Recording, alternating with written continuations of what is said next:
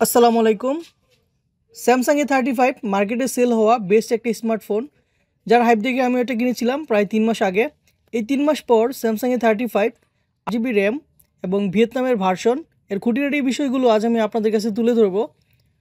তো প্রথমত, browsing touch screen, finger lock screen প্রথমও যেমন স্মুথ ছিল আজও তেমন আছে, এটা নিয়ে আমার কোনো কমপ্লেন নাই। আর 8GB র্যাম এবং 128GB স্টোরেজ হওয়াতে গেমিং এবং মুভি দেখাতে আমার কোনো প্রবলেম পাইনি। আমি গ্রামে থাকি, তারপরও নেটওয়ার্ক ইস্যু তেমন আমি ফেস করিনি। আর পাবজি গেম খেলার সময় সেটটা গরম হয়, পরে আস্তে আস্তে ঠান্ডা হয়। পাবজিতে আমি 60 FPS পাই হাই সিটিংসে। দারাজ থেকে 500 টাকার অর্ডার করা চার্জার দিয়ে চার্জিং করে আমি স্যাটিসফাইড। চার্জার গরম হয়, বাট গরম হয়ে ব্লাস্ট হয়ে যাওয়ার আগে আমি চার্জিং আমার কমপ্লিট হয়ে যায়।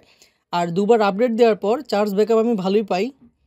আমার কাছে এই সেটটা সবচেয়ে ফেভারিট যে দিকটা হলো এর ডিফল্ট রেকর্ডিং, যেটা ডিফল্ট এখানে থাকে।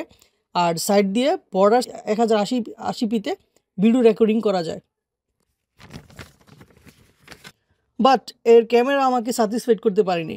বাজেট অনুযায়ী ওএস থাকা মোবাইলে যে আরও ভালো ক্যামেরা থাকতে পারতো। কাছের ফটো এবং ভিডিওতে আমি 60 থেকে 70% বলবো ভালো ভিডিও এবং ফটো দিয়ে থাকে।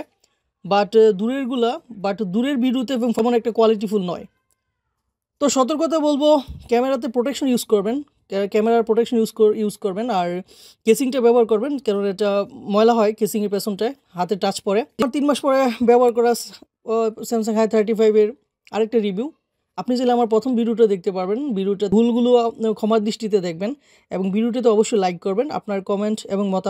আপনার মতামত কমেন্ট সেকশনে তুলে ধরবেন। ধন্যবাদ।